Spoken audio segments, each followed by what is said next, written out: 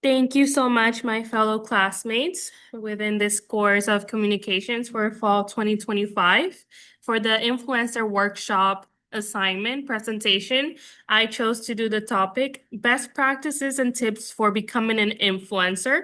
I found that it was a very interesting topic, and it was very different from the other topics. The other topics were more like doing research about how influencers they affect us today and how are they affected by being influencers and different divisions of being an influencer, just subtopics in that. But this one is more of like doing research about how to be a successful influencer. So I thought that that would be a little more fun.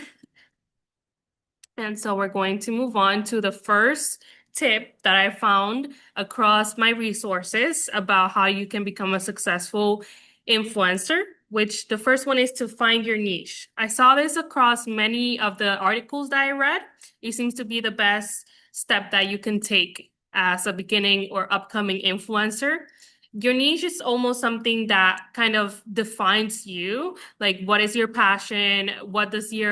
When someone goes into your profile, what are you about? What are you selling? Or even if you're just selling yourself, you're not someone that's like selling makeup or doing brand deals. Like, what specifically are you selling yourself to be? Like, are you doing story times? Are you doing like thrift lifting? Are you doing storytelling? Like, is that what you are known for? Even if you're just making cleaning videos, like that's just that someone goes into your profile and they're like, okay, this is a cleaning influencer. Either I move on or I stay, you know?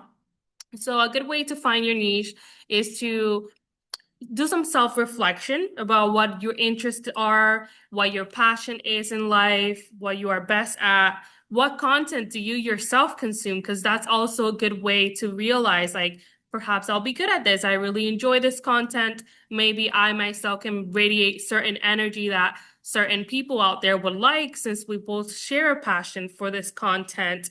And also keep in mind what content you would like to create because you want to do something that you are passionate about.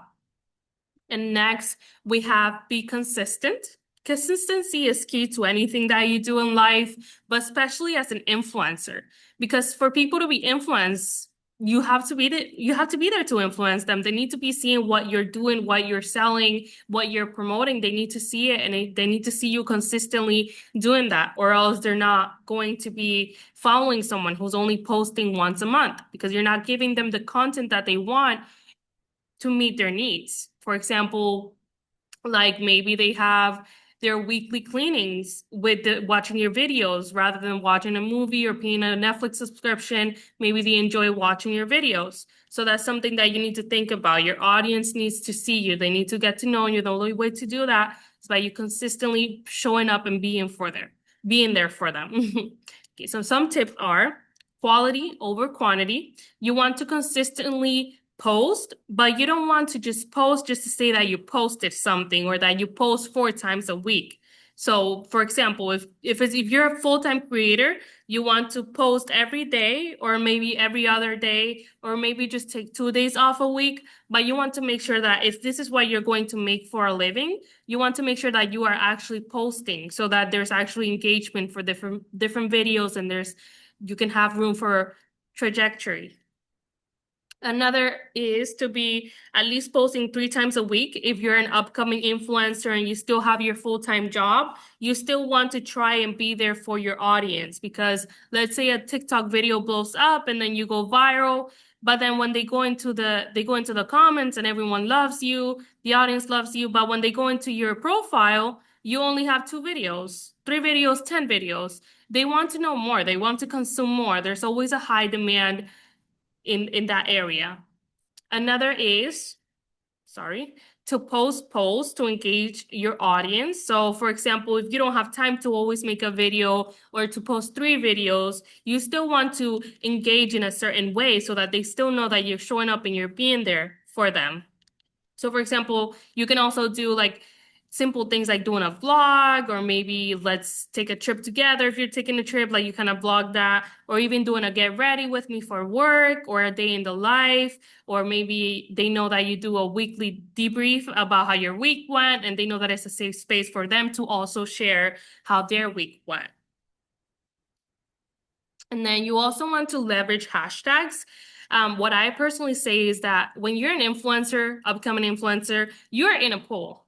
Hashtags are what connect you to the ocean, meaning that when you're an upcoming influencer, you only have your followers. You're mostly getting pushed just to the people that follow you and maybe their friends and family and the algorithm. There's a lot that you need to do yourself to make sure that you're getting out there to possible other followers that you might gain. For example, by using hashtags like if you do free cleanings or if you just do cleanings like around your house and that's what you're about as a content creator, you want to do hashtags like clean talk, clean with me, cleaning, or get ready with me, makeup, Sephora, Ulta, if you're doing makeup videos, you're a makeup guru. And also, you want to understand your audience. You want to know what they're demanding from you. You want to know what they like about you specifically, not just, for example, when you're doing Get Ready with Me, what do they like about it? Do they like that it feels like a safe space? Do they like the way that you talk? Maybe you have a soothing voice. Maybe you have a maybe you have a certain aesthetic in your room that they just like everything about it. There must be something that they specifically like.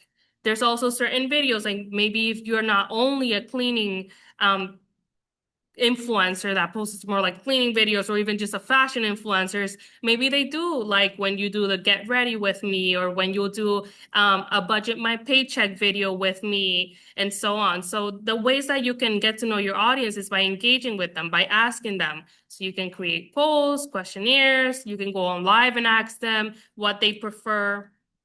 Also, you can analyze what you're already seeing, the statistics. You can look at how many videos you have up in your page and which ones are pulling the most views and likes and shares. You also want to look in your comments. Your audience is always going to be very transparent in the comments about how they feel about a certain video or what they like or what they didn't like. And then here are my personal tips. This didn't come from a resource. This didn't come from doing research. It came more from my personal experience. Not as an influencer, I do have quite a few followings, so that's just my personal opinion. So first, do not buy followers or views. Followers can tell when you are being dishonest. They can tell when you are buying the certification, the blue check mark that goes next to your name on TikTok, for example, or on Instagram. They can tell when you are buying that, and that can ruin your credibility and your career before it even starts. Also, you want to be yourself. Us humans, we like uniqueness, we like creativity. You don't want to try and fit every aesthetic. You don't want to be just like any other fashion icon. You don't want to be just like any other makeup guru. You want to have something that differentiates you from them. Another thing is to take up space. I know that you don't have a big platform right now. You are an upcoming influencer, but you want to take space. You want to act like you are already that influencer, like you already have millions of followers, like your opinion already matters to people, like it's going to influence them. You need to have a great tone. You need to be heard. You can't be whispering unless you have if that's what your channel is about, like kind of like ASMR, but if you're trying to engage an audience, you can't be whispering. You need to make yourself known. It's your page and you need to act like it. And then another thing I would say is to flush out old content.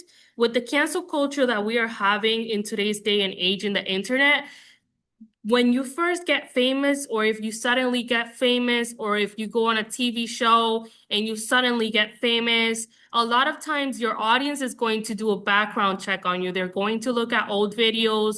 They're going to see if you're a Republican, if you're a Democrat, if you have been saying any slurs previously, even if it's when you were in middle school and you were young. There's a lot of things that they're going to look up about your past. So you want to make sure that you're not leaving anything that does not go with your morals as the person that you are today.